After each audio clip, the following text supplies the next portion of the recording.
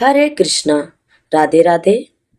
आज ज्येष्ठ मास का चौथा दिन है। दिनांक 5 मई 2026, दिन मंगलवार का। आप सभी को ज्येष्ठ मास की हार्दिक शुभकामनाएं। आज दिन मंगलवार का है। आइए पहले सुनते हैं हनुमान जी की कथा। मंगलवार का व्रत भगवान हनुमान जी को समर्पित होता है। इस दिन व्रत रखने और कथा सुनने से सभी कष्ट दूर होते हैं और मनोकामनाएं पूर्ण होती है। अब आइए कथा सुनते हैं। प्राचीन समय की बात है। एक गांव में एक वृद्धा महिला रहती थी। वह भगवान हनुमान जी की बहुत बड़ी भक्त थी और हर मंगलवार को व्रत रखती थी। उस दिन वह केवल एक बार भोजन करती और हनुमान जी की पूजा करती।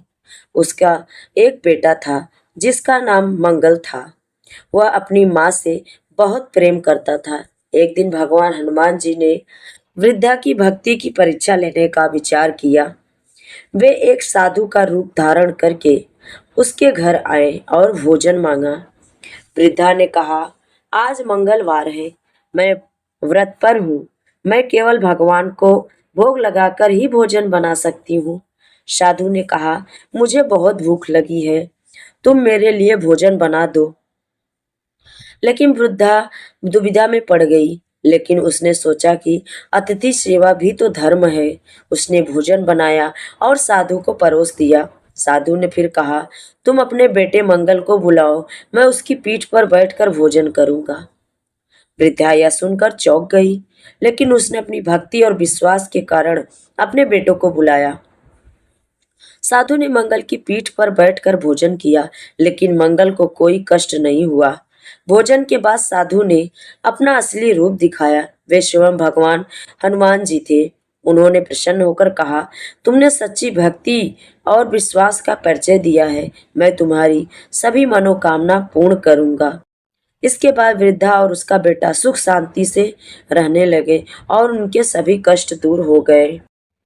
उस वृद्धा की भक्ति से भगवान हनुमान जी अत्यंत प्रसन्न हुए। गांव में धीरे धीरे यह बात फैल गई कि स्वयं बजरंग बली ने भक्तिहीन होकर दर्शन दिए। लोग दूर दूर से उसके घर आने लगे और उससे मंगलवार व्रत का महत्व पूछने लगे। उसी गांव में एक धनवान व्यापारी रहता था। उसके पास धन दौलत की कोई कमी नहीं थी, लेकिन उसके घर में सुख शांति नहीं थी। उसका व्यापार दिन प्रतिदिन घटता जा रहा था और परिवार में कलह बढ़ती जा रही थी। व्यापारी ने जब वृद्धा की कथा सुनी तो वह उसके पास पहुंचा और बोला, माता, मुझे ऐसा उपाय बताइए जिससे मेरे घर की विपत्ति दूर हो जाए।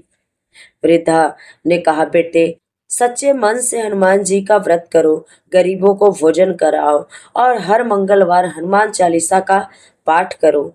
प्रभु अवश्य कृपा करेंगे। व्यापारी ने उसी दिन से मंगलवार का व्रत आरंभ कर दिया।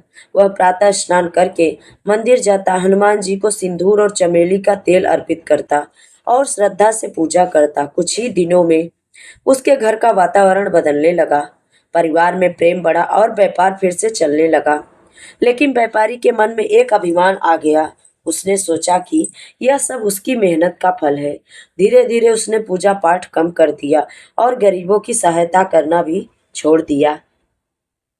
एक रात व्यापारी ने स्वप्न में देखा कि भयंकर तूफान आया है और उसका सारा धन बहता जा रहा है। तभी आकाश से एक तेज प्रकाश प्रकट हुआ और उसमें भगवान हनुमान जी दिखाई दिए। उन्होंने कहा, मनुष्य को कभी अहंकार नहीं करना चाहिए। जो कुछ मिलता है वह ईश्वर की कृपा से ही मिलता है।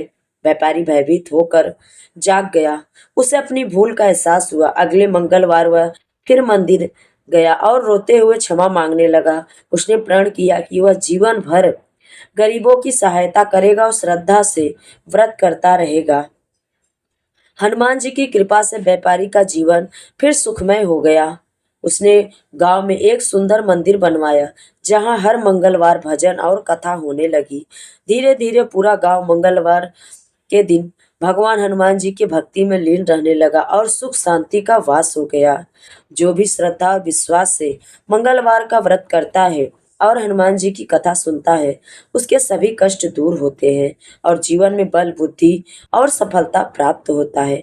प्रेम से बोलिए जय श्री राम, जय हनुमान, मंगल मूर्ति बजरंग बली की जय। अब आइए सुनते हैं ज्येष्ठ मास की महात्म की कथा, पुरुषोत्तम मास की कथा। अध्याय 4।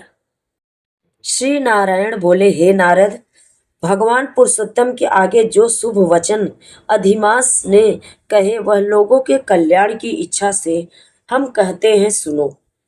अधिमास बोला, हे नाथ, हे कृपा निधि, हे हरे, मेरे से जो बलवान है उन्होंने यह मलमास है, ऐसा कहकर मुझ दीन को अपनी श्रेणी से निकाल दिया।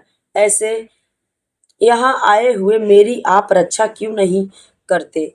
अपने स्वामी देवता वाले मदासादिकों द्वारा शुभ कर्म में वर्णित मुझ स्वाम रहित को देखते ही आपकी दयालुता कहाँ चली गई और आज यह कठोरता कैसे आ गई?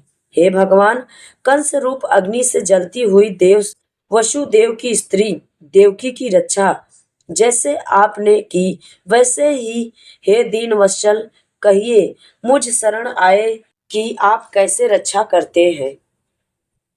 पहले द्रुपद राजा की कन्या द्रौपदी की दुशासन के दुख से जैसे आपने रक्षा की वैसे ही दीन दयाला कहिए मुझ शरण आए कि आज कैसे रक्षा नहीं करते।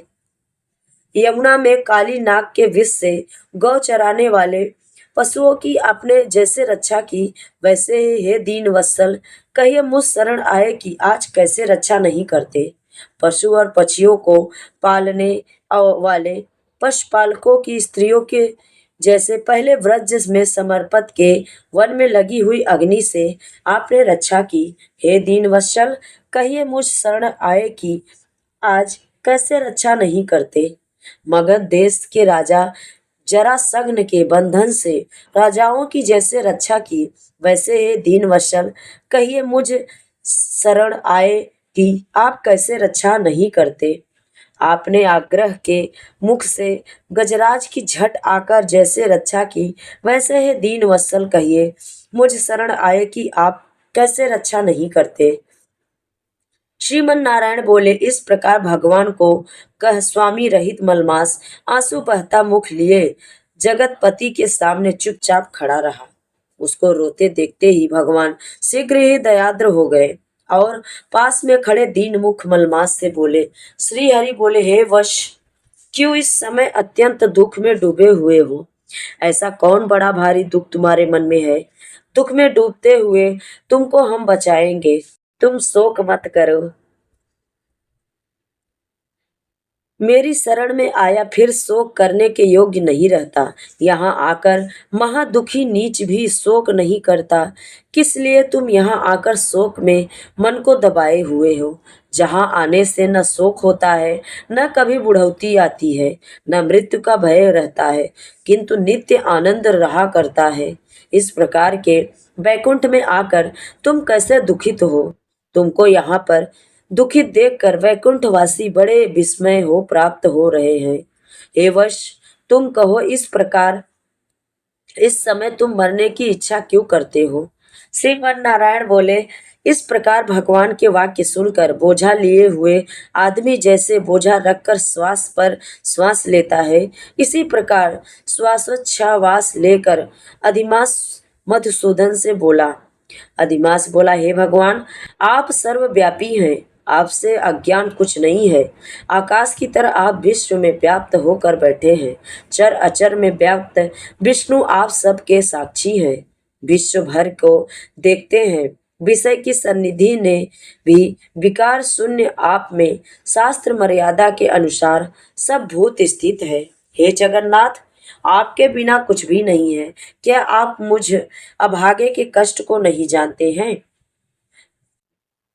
तब बोले, हे नाथ, मैं आपकी व्यथा को कहता हूँ। जिस प्रकार मैं दुखद जाल से घिरा हुआ हूँ वैसे दुखित को मैंने न कहीं देखा है और न सुना है। क्षण निमेष मुहूर्त पक्ष मास दिन और रात सब आपने अपने स्वामियों के अधिकारों से सर्वदा बिना भय के प्रसन्न करते हैं। मेरा न कुछ नाम है, न मेरा कोई अधिपति है, और न ही कोई मुझे आश्रय है। क्षणाधिक समस्त स्वामी वाले देवों ने शुभ कार्य से मेरा निरादर किया है। यह मलमास सर्वदा त्याज है, अंधा है, गर्त में गिरने वाला है, ऐसा सब कहते हैं। इसी के कारण मैं मरने की इच्छा करता हूँ, अब जीने की इच्छा नहीं है। निर्दल जीवन से तो मरना ही उत्तम है। जो सदा जला करता है वह किस तरह सो सकता है। हे महाराज, इससे अधिक मुझको और कुछ नहीं कहना। वेदों में आपकी इस तरह प्रसिद्धि है कि पुरुषोत्तम आप परोपकार प्रिय हैं और दूसरों के दुख को सहन नहीं करते हैं। अब आप अपना धर्म समझकर जैसी इच्छा हो वैसा करें। आप प्रभु और महान हैं। आपके सामने मुझ जैसे पामर को घड़ी घड़ी कुछ कहते रहना उचित नहीं है। मैं मरूंगा, मैं मरूंगा, मैं अब न जीऊंगा, पुनः कहकर वह अधिमास, हे ब्रह्मा के पुत्र, चुप हो जाओ, और एकाएक श्री विष्णु के निकट गिर गया। तब इस प्रकार गिरते हुए मलमास को देखकर भगवान की सभा के लोग बड़े विस्मय को प्राप्त हुए। श्रीमन नारायण बोले, इस प्रकार कहकर चुप हुए अधिमास के प्रति बहुत कृपा भार से असन्न हुए श्री कृष्ण मेघ के संभार गंभीर वाणी से चंद्रमा की किरणों की तरह उसे शांत करते हुए बोले।